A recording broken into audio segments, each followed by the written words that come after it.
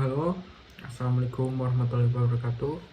Kali ini saya akan mempresentasikan hasil kerja kelompok kami dengan judul Media Instalasi Listrik Penerangan Lorong Mata Kuliah Penilaian Pembelajaran Vokasi. Dengan kelompok kami, satu ada Abdul Ghafur dengan NIM terakhir 037. Yang kedua ada Hendra Sin Wicaksono dengan NIM terakhir 044, dan Muhammad Aska dengan NIM terakhir 046, dan ada Raffi Ghazali dengan NIM terakhir 049, dan saya sendiri Aldi Rosa Kalfaza dengan NIM terakhir 051. Yang pertama, pengertian instalasi. Instalasi penerangan adalah sistem fisik yang melibatkan perangkat, kabel, dan komponen elektris lainnya yang dirancang dan dipasang untuk memberikan pencahayaan dalam suatu area, fasilitas umum, dan bangunan. Salah satunya adalah hotel. Tentunya dalam instalasi listrik hotel cukup berbeda dengan bangunan-bangunan lainnya, dan tentunya akan dibahas oleh kelompok kami melalui presentasi kali ini.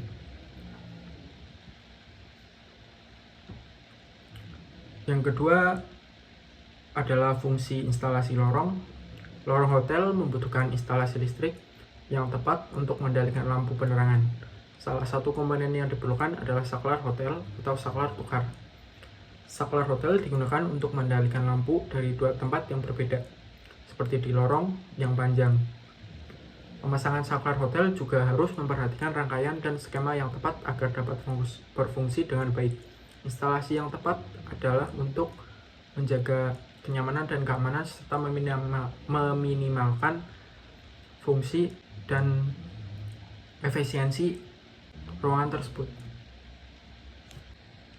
Yang ketiga adalah komponen instalasi listrik yang diperlukan untuk penerangan lorong atau penerangan hotel. Yang pertama ada MCB. Fungsi MCB tersendiri merupakan komponen yang berfungsi untuk melindungi instalasi listrik dari konsleting dan arus lebih. Yang kedua ada kabel. Kabel merupakan komponen yang berfungsi untuk mengantarkan arus listrik dari sumber listrik ke peralatan listrik.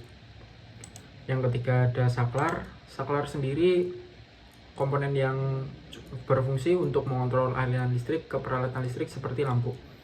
Yang digunakan dalam penerangan lampu lorong atau lampu hotel merupakan saklar tukar dan saklar tunggal. Yang keempat ada kotak sambung. Kotak sambung sendiri berfungsi sebagai komponen yang menghubungkan beberapa kabel listrik dalam satu tempat. Biasanya kotak sambung itu berbentuk seperti 4 cabang, seperti pada gambar yang tertera pada PowerPoint.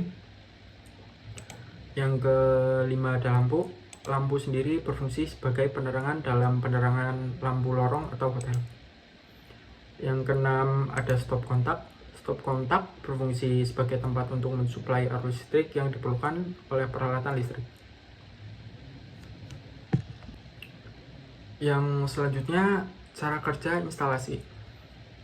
Cara kerja instalasi sendiri tertera pada gambar rangkaian yang ada dalam PowerPoint kami. Yang pertama, ketika waktu masuk lorong pertama, kita tekan saklar 1, maka lampu 1 akan hidup. Yang kedua, untuk masuk lorong kedua, tekan saklar 2, maka lampu 1 akan mati dan lampu 2 akan hidup. Untuk masuk ke lorong ketiga, kita tekan saklar 3, maka lampu 2 akan mati dan lampu 3 akan hidup. Selanjutnya, ketika kembali, begitu juga sebaliknya, kita ulangi cara yang sama.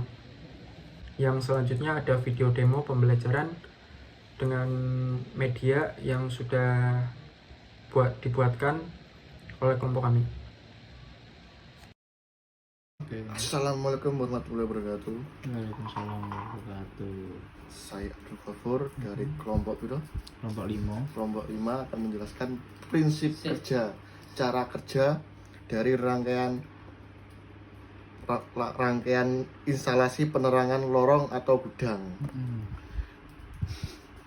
Ketika ini kita simulasikan dengan Patrick dan SpongeBob ya. SpongeBob akan mengambil